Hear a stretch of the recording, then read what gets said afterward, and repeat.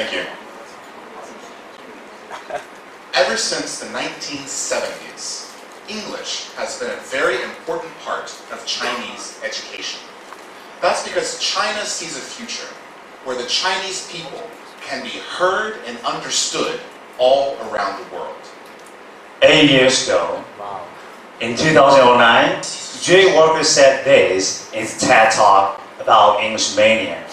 This year, China will become the world's largest English-speaking country. So, did that happen? I don't think so.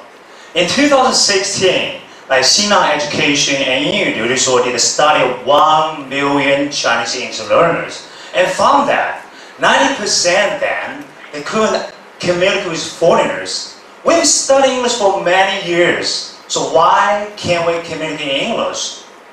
Together, we've been teaching English for over 20 years. Now, we believe the answer is not about the English, it's about how you think about English. Our idea is simple. The way we teach English now makes our students think about English communication like a test. We tell them, you must get the grammar right, you must get the vocabulary right, you must get the accent right, or else, we're wrong. This is what we call the test-taking idea. And this is exactly why our students still have problems communicating in English. And there's 3 reasons for that. First, it makes them afraid to speak. Second, it makes them focus on what they don't know instead of what they do know. And third is the most important part of learning anything, and that is something we'll tell you later. First, let's start with the fear of speaking. Take me for example. When I was a college student, I have a heavy accent. I still remember one day I read an article out loud, and my English teacher could only understand a few words. But you know what? I'm not that kind of guy who usually take a no as the answer. So, I decided self-study. I worked really hard for 2 years until I met that guy. Just like any other day, I went to the same place to read English. The guy walked past me, and then he walked back. All of a sudden, he spoke a lot of English to me. To be honest, I have no idea what he's talking about. So, in the end, I told him, I'm sorry, my English is very poor.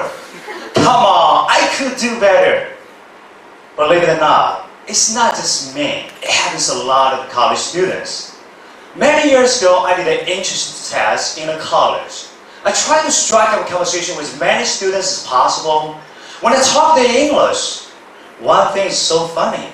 The first reaction, most of them is, 不好意思，我的英语不大好. I'm sorry, my English is poor. Later, I found one thing is interesting. For those who said, I'm sorry, my English is poor, we ended up having no conversation in English. But for those who just talk to me in English, we have some pretty nice conversation. One of my favorite quotes is from Henry Ford. Whether you think you can, or whether you think you cannot, you're right. I don't believe that Chinese students are born being afraid to speak English. I think they learn to be afraid, and they learn that in school. And I think that because of my experiences learning 2 different languages, Spanish and Chinese. Like many Americans, I learned Spanish in school. Because it was in school, from the very beginning, every time I speak Spanish, I'm thinking, am I going to say it right, or am I going to make a mistake? It's a lot of stress. But I've never taken a Chinese class. I've never taken a Chinese test. So when I speak Chinese, I'm not worrying about anything. I'm just thinking about how can I find a way to make you understand me? And how can I find a way to understand you? That's not stressful. That's actually really fun. And because of that, I learned Chinese much more quickly and much better than I learned Spanish. Now to prove that to you, I would have to show you my Chinese, but I don't want to do that because this is an English-speaking event, so 不想在台上嘚瑟嘚瑟。讲完了之后可以让我私下来了。So, moving on. The second topic is we make our students focus on what they don't know. So when I talk with Chinese students, I found one thing is interesting. It happens a lot. At the beginning, the conversation goes smoothly. And then all of a sudden, they get stuck. And they say, they get frustrated, they get disappointed. You know what? They get stuck. Just one single word. How could this happen? The answer is simple. They think English communication is like a test. Wake up! Communication is not a test. Communication is not about like big words, beautiful pronunciation, amazing grammar. Communication is about sharing your ideas, sharing your stories, sharing your feelings. Like that reminds my friend Owen. He managed English school. And one day, I heard a conversation between him and a foreign teacher. It went like this. You go to Wuxi, you buy the ticket. When you come back, Daniel, 报销怎么说? How do you say reimburse in English? And I said, come on, you can do it. He then turned to the foreign teacher and said, when you come back, I will 报销 your ticket. What? What does 报销 mean? You don't know what the 报销 is? I'm sorry, I have no idea. 报销 means you go to Wuxi, you buy the ticket. When you come back, I will give you your money back. What can you learn from Owen? If we focus on what we don't know, like a 报销 reimburse, you will probably never learn to communicate. But if we focus on what we do know, like giving money back, you can start communicating English right away. What Owen understands is a secret that we never tell our students. That secret is, big words does not mean better communication. For example, on the Gaokao, there are about 3,500 English words, maybe more, I think. But in daily communication, we only use about 1,000 words. Which means that while our students are worrying, trying to find the right word, they don't understand that they already know enough words to say what they want to say. And if you don't believe me that 1,000 words is enough, look at this. Aside from these words, 50 words, every word in our speech today is inside the 1,000 most common English words. Which means a Chinese middle school student, not a great student, just an okay student, should be able to give you this speech today if he focuses on what he does know instead of what he does not know. So, on to the third point. The third point is probably the most important part of learning anything. Since 2007, I started teaching making friends with foreigners.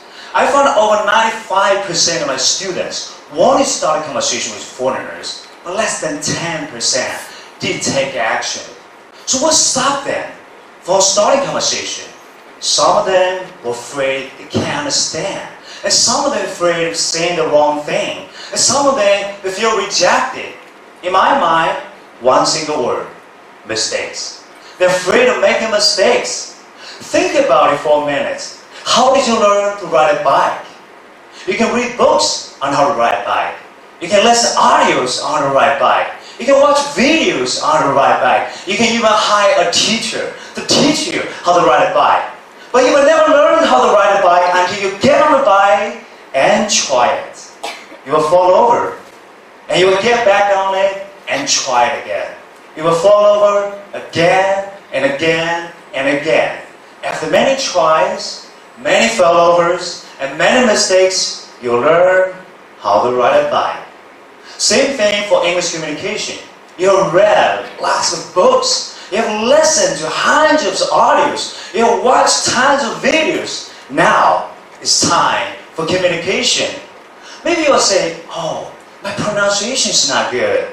My grammar is not good. My vocabulary is not big enough. My answer is, don't be afraid. Just go out and communicate in English. Because mistakes are your greatest teachers. Let me show you in one example. This example is about the Chinese word 关系. 关系 is one of the most well-known Chinese words, but it's also one of the most dangerous words if you don't use it in the right way. When I was just learning Chinese, I had a friend, she was a woman, and she was afraid that she had made me angry. And I wanted to say, don't worry about it. We have a good working relationship. 关系 means relationship, by the way. I wanted to say, don't worry, we have a good working relationship, which is something like, 没事，我们的关系还是不错的，别客气.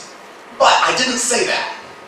What I said was, 没事，我们已经有关系了. Which means, don't worry, we are already in a relationship. Now, for all the different meanings of 关系, I can spend hours at home trying to remember them all and how to say them correctly. It would take a long time, and maybe I would remember how to use it when I need to. But because I let myself make one mistake, in that 1 second, I will never forget how to use 关系 in the right way. Again, mistakes are your greatest teachers, and you must feel okay making mistakes. So, we hope that what we've shared with you today can help you see the future that we see for China, which is where the idea that China is the world's largest English-speaking country is not just a dream.